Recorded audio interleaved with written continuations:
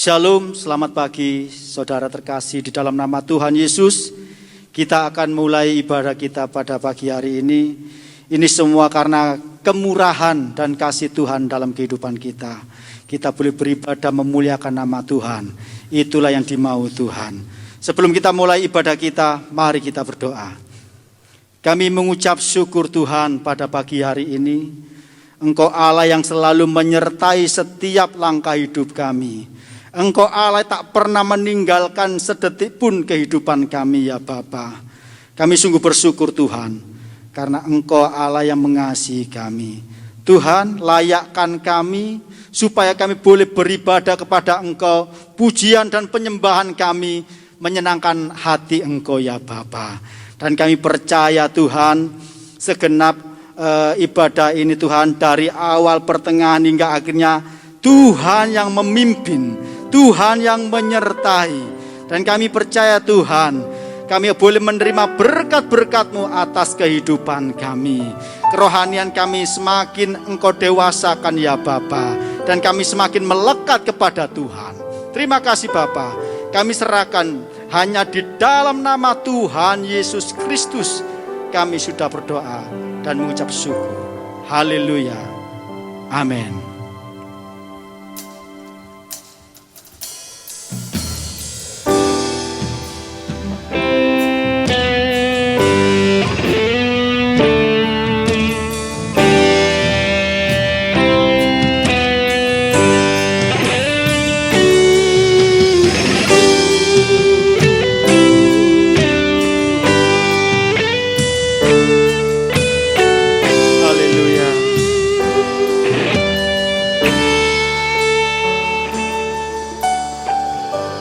Pujilah aku Tuhan, cobalah aku Tuhan, selidiki batinku dan hatiku, mataku tertuju padamu. Aku cinta padamu Tuhan. Aku rindu hadirat-Mu Tuhan. Aku ingin selalu dekat padamu, menikmati hadirat-Mu. Nyanyi Hosana bagi Rajaku yang duduk di tahta. Aku muliakan dan ku agungkan, Kau layak disembah.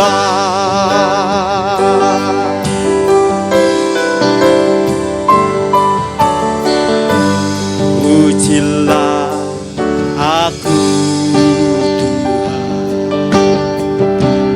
cobalah aku Tuhan, selidiki batinku dan hatiku,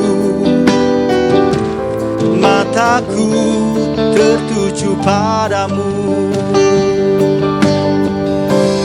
Aku cinta padamu Tuhan.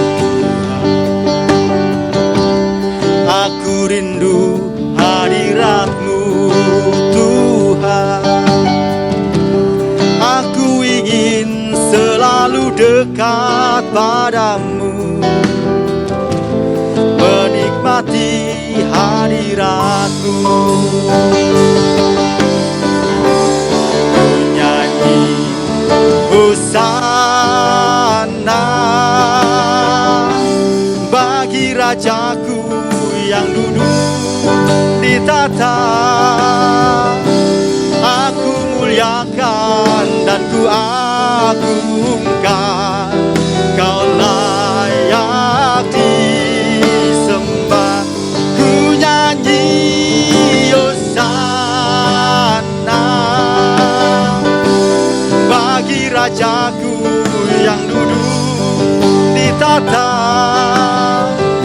Aku muliakan dan ku agungkan, Kau layak disembah.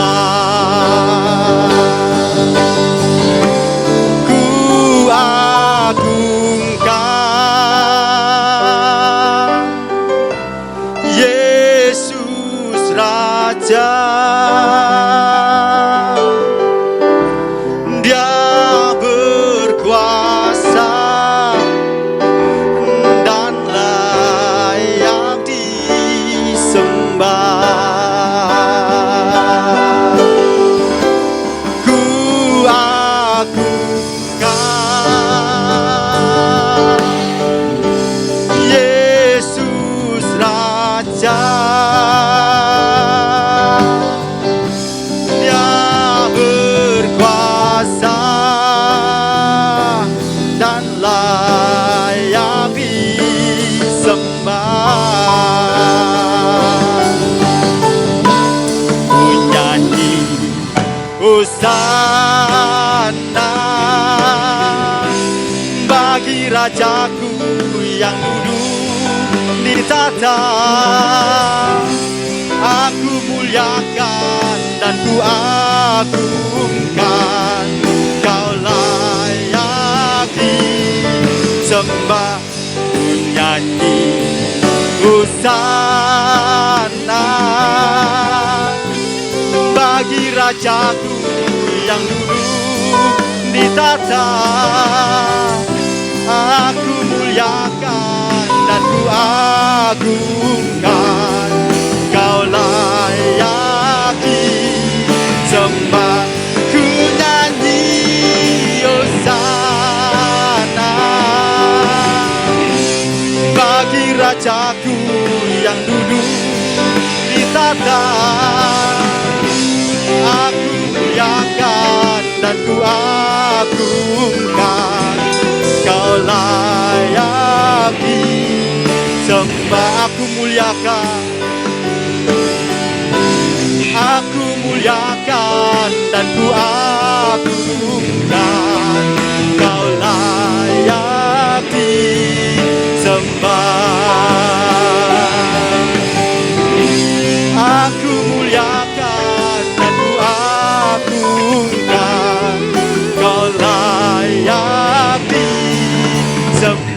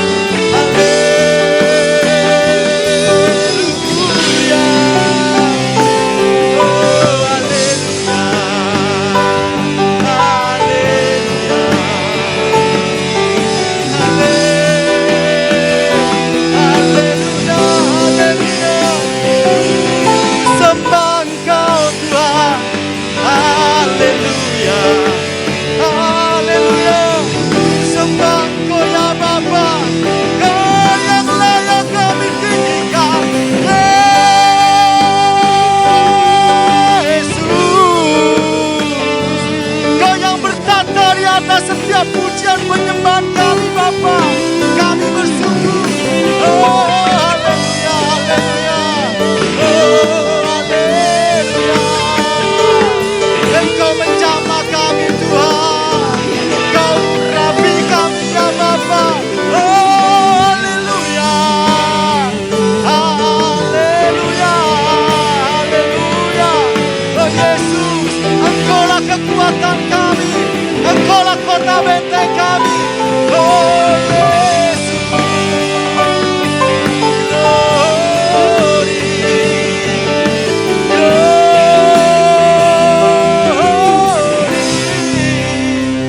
Terima kasih Tuhan. Kami sungguh bersyukur kepada Engkau ya Bapa. Kami ada sampai saat ini, itu semua karena kasih dan kemurahan-Mu Tuhan.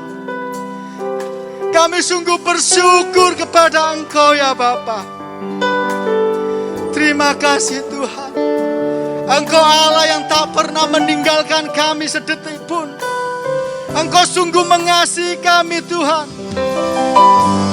Ya Bapa, layakkan kami untuk memuliakan Engkau. Berikan kami hati yang selalu rindu kepada Engkau Tuhan, yang selalu mencari wajah Engkau ya Bapa. Haleluya, haleluya. Kami tidak mau melihat Tuhan permasalahan demi permasalahan itu yang membuat kami jauh dari Engkau. Tetapi kami mau melihat kemuliaan Engkau Tuhan, yaitu membuat kami semangat untuk datang kepada Engkau, memuliakan Engkau Tuhan. Oh, haleluya.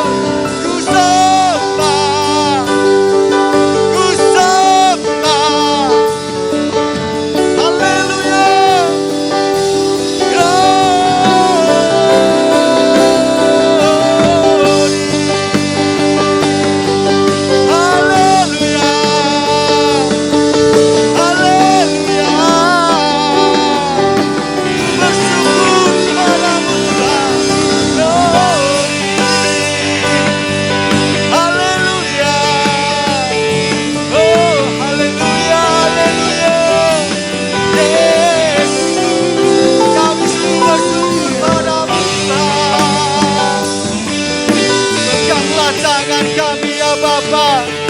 Segala pujian, hormat, kemuliaan hanya bagi-Mu Tuhan.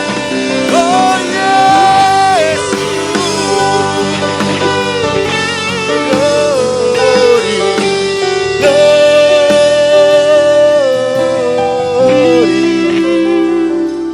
Terima kasih Tuhan. Haleluya. Nyanyi pujian hanya bagi-Mu Tuhan.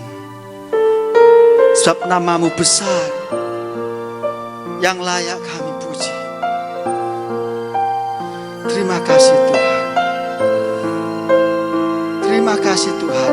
Engkau Allah yang ajaib. Engkau Allah yang hidup. Engkau Allah yang memberkati kami ya Bapa. Tiada Allah lain seperti Engkau Tuhan Yesus.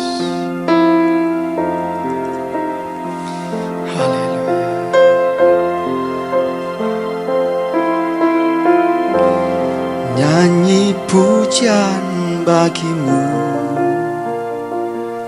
Tuhan, pujian bagi-Mu Tuhan. Nama-Mu besar dan layak dipuji.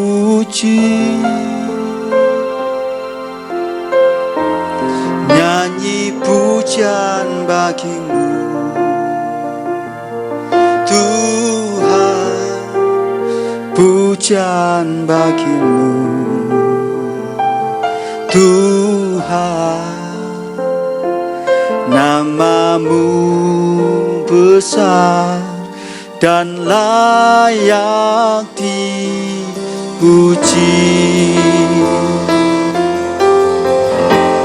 Nyanyi pujian bagi-Mu Tuhan, pujian bagi-Mu Tuhan. Nama-Mu besar yang layak dipuji.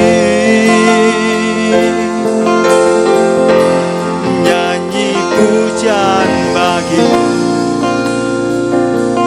Tuhan, pujian bagi-Mu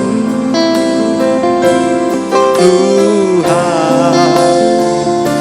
Nama-Mu besar dan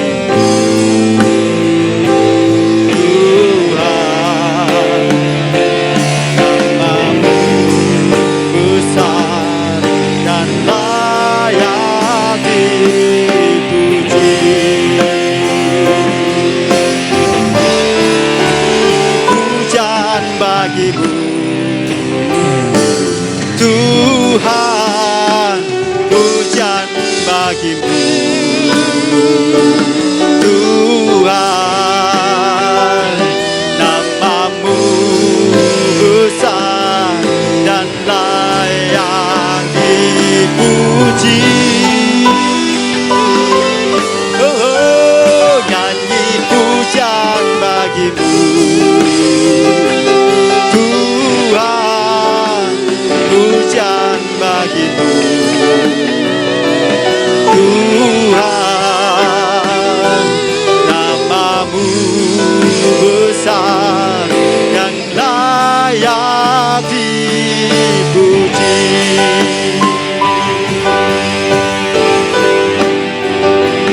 Namamu besar dan layak dipuji.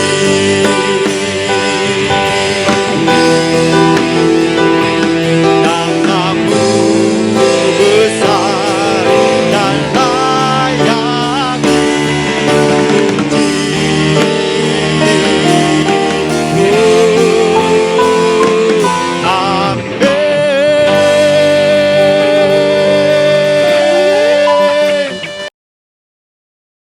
Kami bersyukur Tuhan, kami boleh memuji Engkau, kami boleh memuliakan nama-Mu.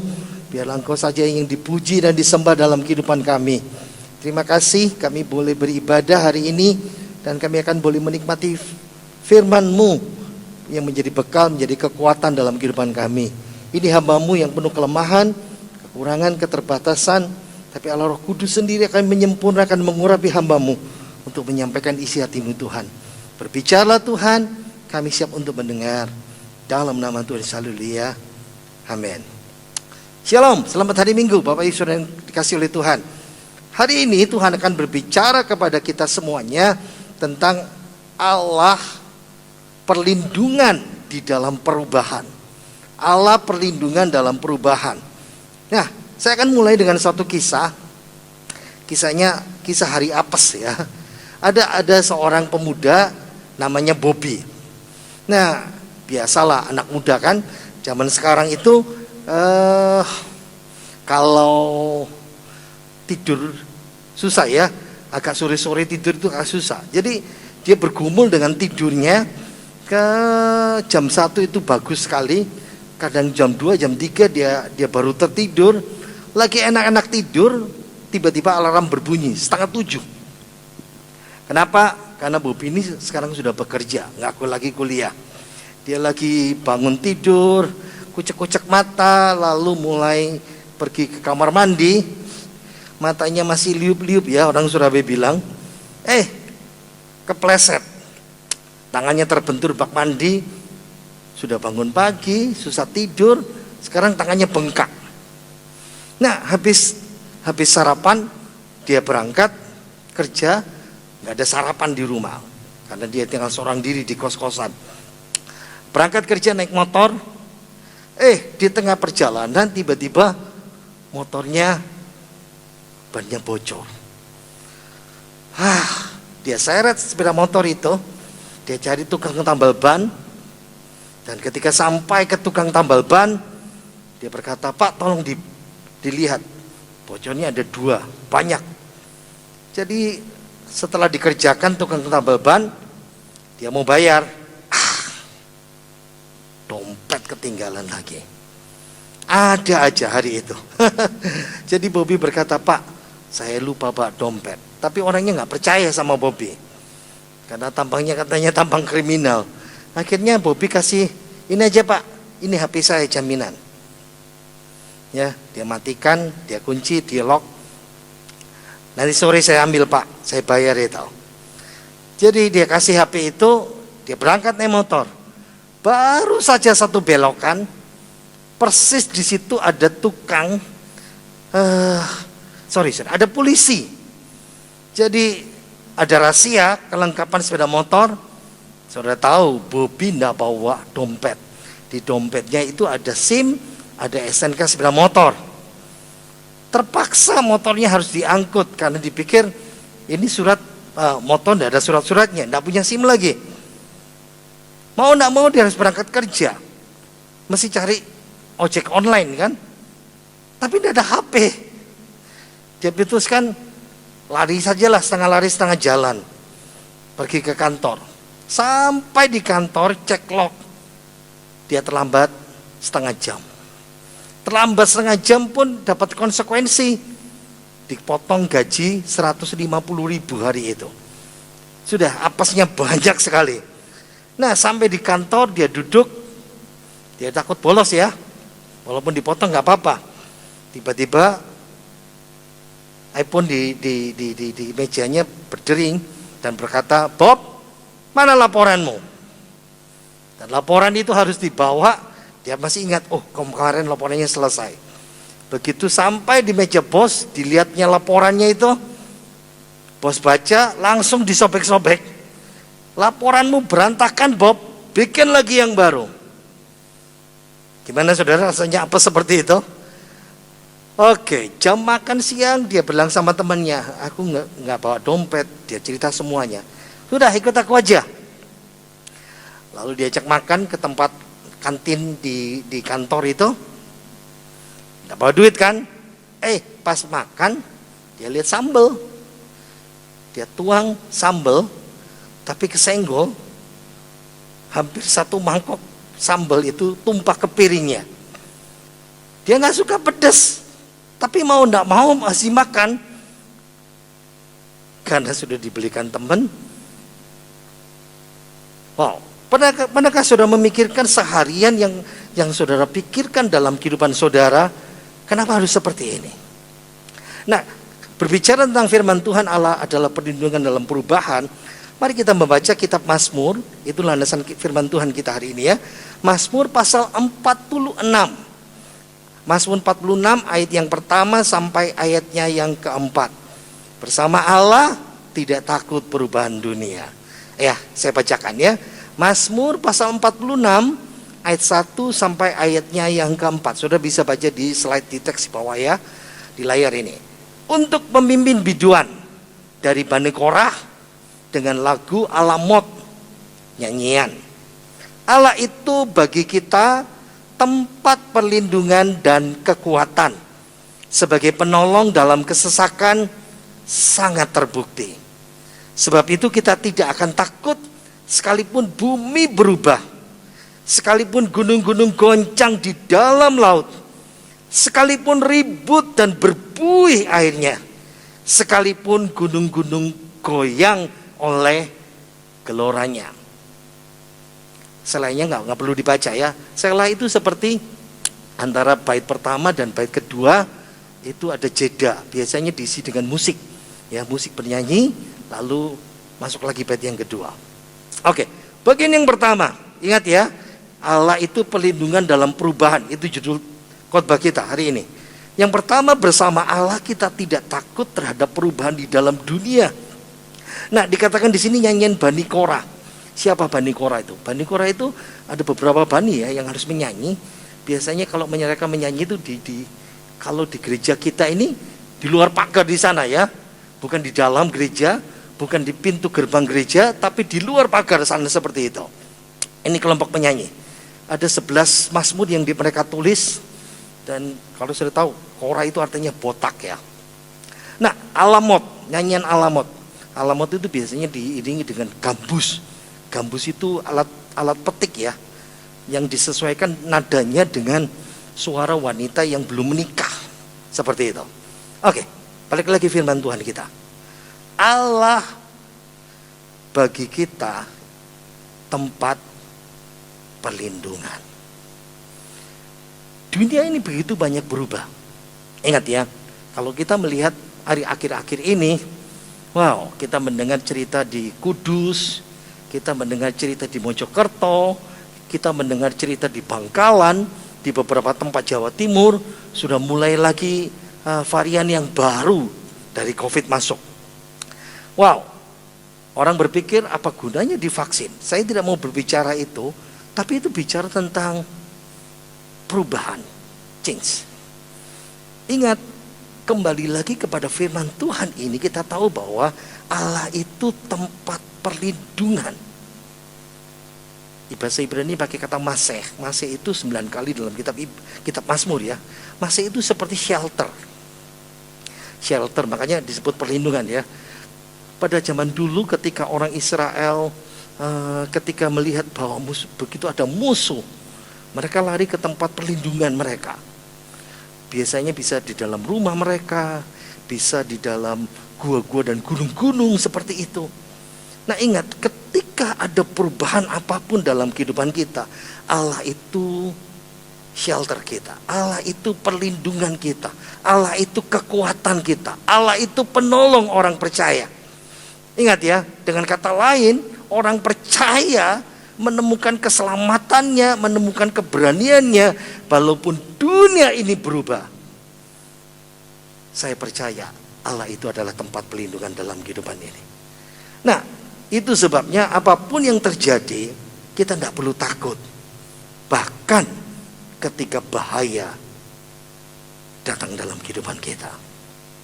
Nah, Mazmur 46 ini bahasanya bahasa yang, kalau dalam bahasa puisinya, ini puisi yang hiperbola. Apa itu hiperbola? Melebih-lebihkan. Lihat ya, bumi berubah. Tunggu dulu, bumi itu berputar. Ingat ya, bumi itu tetap perputarannya, rotasinya tidak berubah. Tapi dipakai di sini katakan bumi berubah. Gunung dalam laut goncang. Kita tahu ya, di Hawaii misalnya, di Hawaii itu letusan-letusan gunung dalam laut itu yang menyebabkan lava-lava dan menyebabkan terjadinya pulau baru, daratan baru seperti itu. Nah, dipakai air laut berbuih, air laut ribut, menggambarkan air itu sama seperti manusia yang ribut, ramai sekali seperti itu. Nah, berarti dalam Mazmur 46 bagian yang pertama ini digambarkan seperti ini. Betapapun bahaya besar akan datang di masa depan. Betapapun ada bahaya yang besar yang akan terjadi, apapun yang terjadi, sehebat apapun, Allah adalah tempat perlindungan. Oke, saya mau terapkan. Coba kita terapkan ayat ini, firman Tuhan ini bagi kita. Ada satu penelitian yang sedang meneliti, membicarakan tentang pengalaman-pengalaman hidup. Nah, pengalaman-pengalaman hidup itu ketika dievaluasi memiliki dampak kepada jiwa dan emosi kita. Nah, itu namanya stres ya. Nah, peringkat stres itu dikasih namanya LCU, Life Change Unit, unit perubahan hidup. Makin buruk perubahan stresnya, makin tinggi nilai LCU-nya. Disimpulkan kalau manusia punya nilai LCU 300, orang pasti nggak tahan. Nah, ini sama hubungannya dengan firman Tuhan ini ya.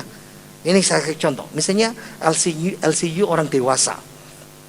Nah, kalau saudara seorang suami atau seorang istri yang kehilangan pasangannya, maka saudara akan punya nilai LCU 100. Kalau saudara punya pasangan dan pasangan itu menghadapi perceraian, nilainya 73. Kalau saudara orang yang ditahan di penjara, nilainya 63. Kalau ada kematian keluarga dekat, sama nilainya 63. Kalau pribadi kena penyakit, nilainya 53. Kalau berhenti dari pekerjaan, tidak punya kerjaan, 47. Kalau pensiun, nilainya 45. Kalau hamil, nilainya 40. Kalau bisnis kita berubah, nilainya 39. Kalau keuangan kita punya masalah, nilainya 38. Kalau kita punya hutang atau kita punya pinjaman, nilainya 30. Kalau anak meninggalkan rumah, nilainya 29. Punya masalah dengan mertua, nilainya 29. Punya masalah dengan bos, 23. Kalau berubah pindah tempat, nilainya 20. Bahkan Natal pun dikasih nilai 12. Sekarang begini, saudara ditinggalkan, misalnya pasangan meninggal, itu berarti kita punya nilai 100. Dan saudara punya penyakit, 100 tambah 53. Dan sekarang saudara pensiun, nilainya tambah 43. Berarti saudara punya masalah keuangan, 38. Lagi ribut sama mertua, nilainya 29. Punya masalah dengan perubahan tempat tinggal, nilainya 20. Bayangkan ketika dijumlah, kalau sudah sampai 300, Ini perubahan-perubahan dalam hidup ini. Ini perubahan-perubahan dalam dunia yang kita hadapi. Sama seperti bagian yang pertama ini. Dunia tidak tahan, manusia tidak tahan. Tapi bagi orang percaya bersama Allah, kita tidak takut dengan perubahan dunia ini. Amin. Yakin dan percaya. Pahami, banyak orang stres hari-hari ini. Banyak orang depresi hari ini. Ada orang-orang yang menjadi gila, menjadi orang-orang kepingin bunuh diri karena tidak sanggup menghadapi perubahan-perubahan dalam dunia ini. Hanya Yesus, sekali lagi, hanya Tuhan Yesus yang membuat kita sanggup. Kenapa? Ingat, Allah itu tempat perlindungan di dalam perubahan. Itu tema utama kita. Dan bagian pertama ayat 1-4, bersama Allah kita tidak takut perubahan. Amin. Oke, bagian yang kedua, ayat 5 dan ayat yang ke-6. Mazmur 46 ayat 5 dan 6. Kota Allah, kediaman yang maha tinggi, disukakan oleh aliran-aliran sebuah sungai. Allah ada di dalamnya. Kota itu tidak akan goncang. Allah akan menolongnya menjelang pagi. Nah, bagian yang kedua, ingat ya, bagian kedua ini seperti suatu engsel. Bagian yang pertama kan bicara tentang perubahan dalam dunia. Allah itu menguasai. Dan inti dari core dari semuanya, inti dari ini semuanya di tengah itu apa? Allah. Allah hadir di kotanya. Nah, Mas Masur ini bicara tentang kota Yerusalem. Allah itu hadir di Yerusalem. Kenapa disebut kota Allah? Karena di situ ada baitnya, karena di situ ada tabernakelnya di situ. Nah, beda situasinya. Kalau dunia laut bergoncang, airnya berbuih, tapi dalam bagian ini, kalau Allah ada di dalamnya, itu aliran sungai. Ingat ya, ini kan suatu yang kontras. Dunia airnya bergoncang, berbuih, tapi di dalam kota Allah, air itu mengalir dengan damai. Bukan deras, bukan sesuatu air yang berbahaya. Kenapa? Karena Allah ada di dalamnya. Kuncinya di situ. Kenapa tidak bisa jatuh?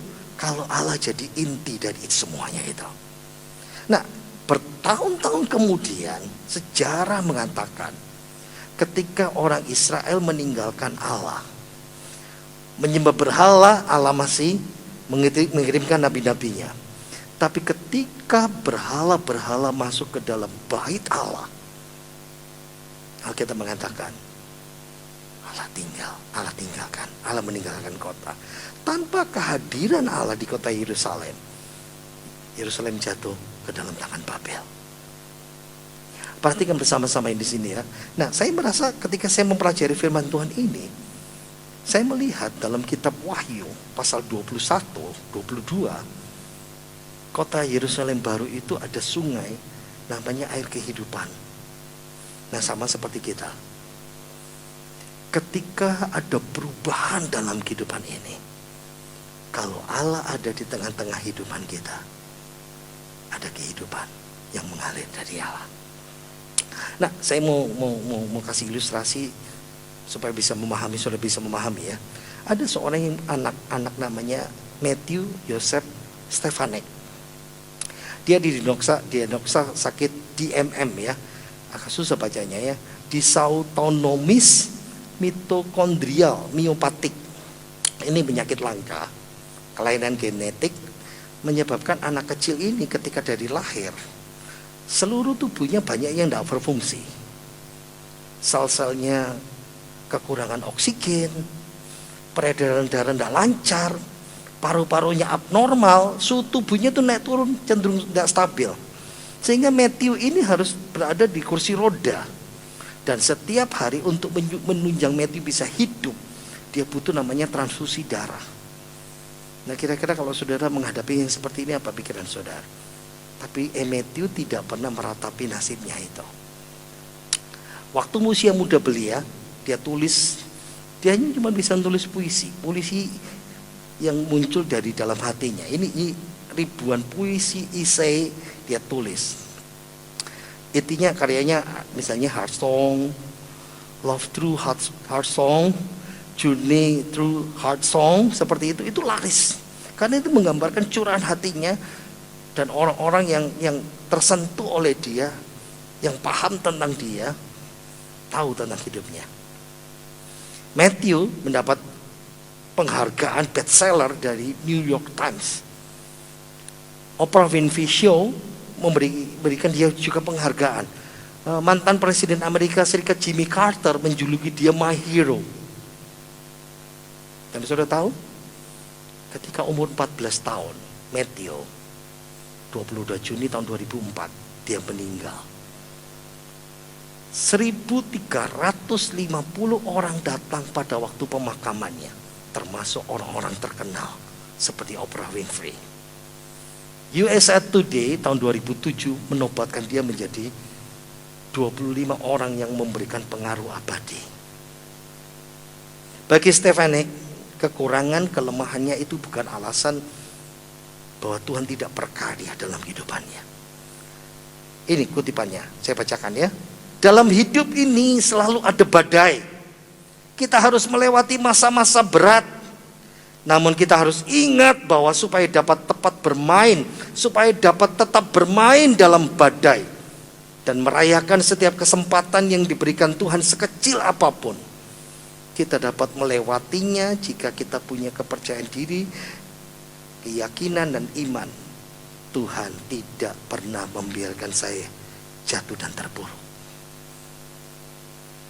Inti di dalam kehidupan saudara dan saya sekarang ini adalah, begitu ada perubahan, saya pegang teguh cuma satu, asal Tuhan beserta dengan saya. Bagian yang ketiga, bersama Allah kita tidak takut perubahan di dalam masyarakat. Ingat ya, ayat 1 dan 4 tadi itu berbicara bersama Allah kita tidak takut dengan perubahan dunia. Lalu engsel di tengahnya itu karena Allah selalu ada, Yesus selalu ada. Lalu dalam bagian yang ketiga, bersama Allah kita tidak takut juga bukan dunia tapi sekarang perubahan masyarakat. Kita lihat ya ayat yang ke-7 sampai terakhir ayat 12. Saya bacakan. Bangsa-bangsa ribut, kerajaan-kerajaan goncang. Ia memperdengarkan suaranya dan bumi hancur. Tuhan semesta alam menyertai kita. Kota benteng kita ialah Allah Yakub. Pergilah, pandanglah pekerjaan Tuhan yang mengadakan pemusnahan di bumi, yang menghentikan peperangan sampai ke ujung bumi, yang mematahkan busur panah, yang menumpulkan tombak, membakar kereta-kereta perang dengan api. Diamlah dan ketahuilah bahwa akulah Allah. Aku ditinggikan di antara bangsa-bangsa, ditinggikan di bumi. Tuhan semesta alam menyertai kita. Kota benteng kita ialah Allah Yakub. Ingat ya bagian yang kedua, bagian ketiga ini. Bersama Allah kita tidak takut dengan perubahan masyarakat. Kenapa? Pemazmur sekarang menasihati begini. Kamu melihat dunia berubah, tapi kita punya Allah. Nah sekarang kamu melihat apa? Masyarakat berubah. Tapi Mazmur mengatakan jangan lihat itu, lihat yang apa yang Allah lakukan. Amati perbuatan besar Tuhan. Ada dua. Yang pertama menghancurkan. Tapi menghancurkan bukan menghancurkan kita, menghancurkan bangsa-bangsa, menghancurkan kerajaan-kerajaan, melewati peperangan, senjata, busur panah, tombak, kereta perang. Itu perlengkapan perang pada masa dulu ya. Kalau saya kasih judul, saya kasih kata kunci, history is his story. Sejarah itu adalah kisahnya Allah. Sejarah itu Allah yang mengerjakan. Sejarah itu Allah yang menulis. Digambarkan bangsa-bangsa gempar, kerajaan jatuh, perubahan bisa terjadi. Kenapa? Itu semuanya Allah yang mengatur. Saudara masih ngerti ya? Ketika orang Israel masuk ke tanah perjanjian, ada bangsa, 6 bangsa besar. Hewi, Amori, Girgashi, Yebus. Seperti itu ya. Het itu kerajaan terbesar pada waktu itu. Kita dengar nama Het sekarang? Enggak. Alkitab juga menceritakan ada Babel nanti. Ada Persia, ada Yunani, ada Romawi. Tapi mereka jatuh. Bahkan kita belum menjalani akhir zaman, Allah sudah menulis dalam kitab Wahyunya.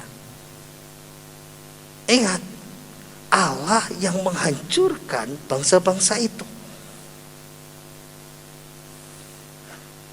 Masih ingat tak ketika saudara zaman Pak Presiden Soeharto memerintah?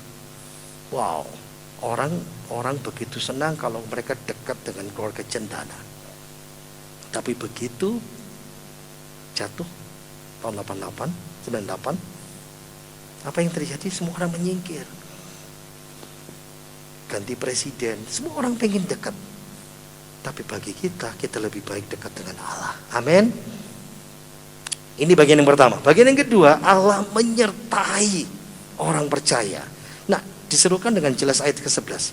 Diam. Kalau kita lihat cerita ini, kita jadi takut. Tapi Alkitab mengatakan, diam. Kenapa diam? Karena ada Allah yang menyelamatkan. Kuasa Allah itu nomor 1. Dan satu-satunya, nggak ada nomor 2, nomor 3, nomor 4, nomor 5. Dan ini menjadi sumber penghiburan kita, sumber kekuatan kita. Diam dalam bahasa Ibrani dipakai kata rafa. Ya, rafa seperti dalam stem hibil imperatif. Ini perintah. Kita disuruh diam. Nah, dalam bahasa Ibrani ini idenya seperti gini. Coba ya.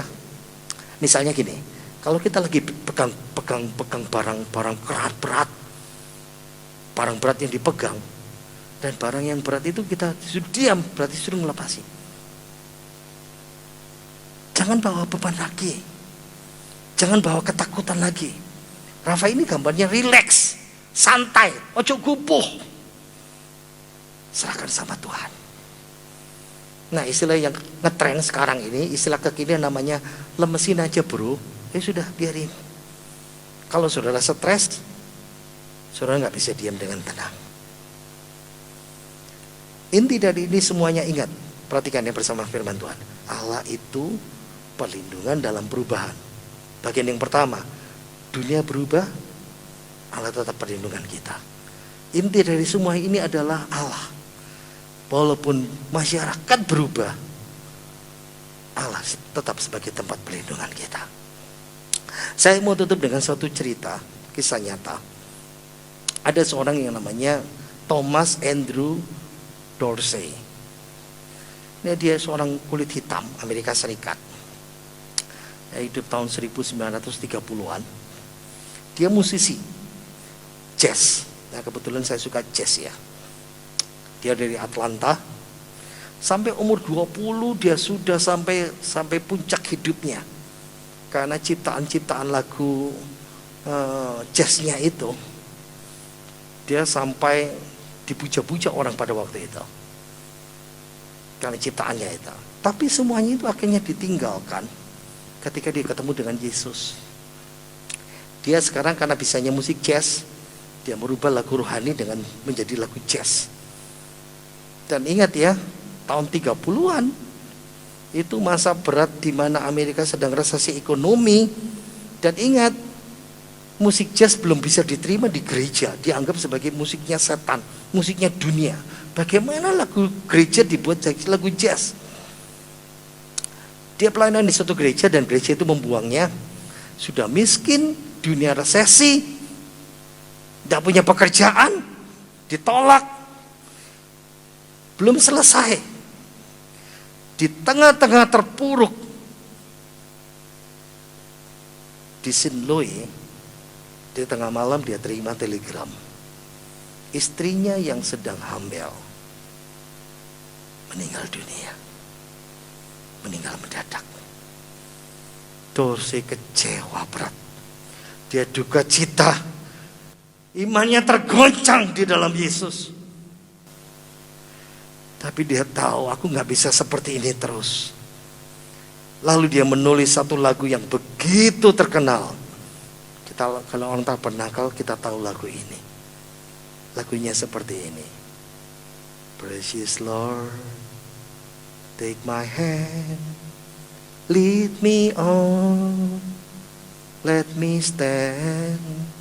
I am tired, I am weak, I am warm. To the storm, through the night, let me on to the light. Take my hand, precious Lord, lead me on.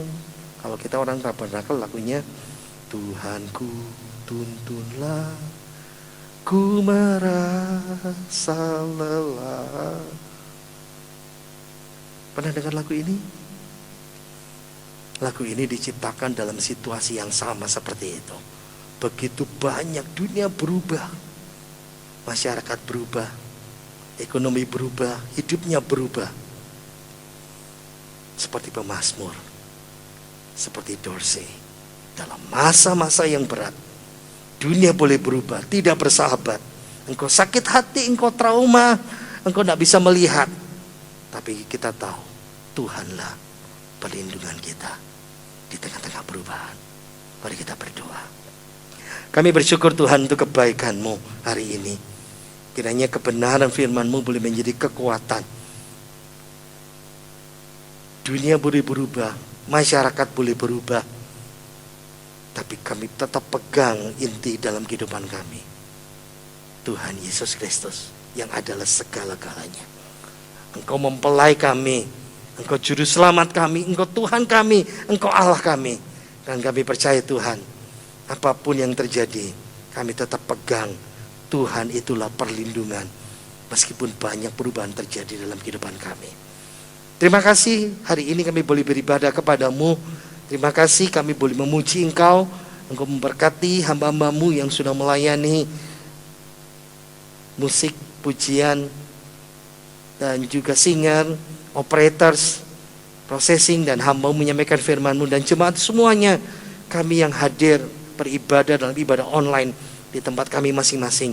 Engkau memberkati gereja-Mu, gereja kami Logos Tuhan. Engkau berkati gembala sidang, Engkau berkati Tuhan seluruh majelis membela sidang, dan seluruh jemaat-Mu Engkau jaga dan pelihara.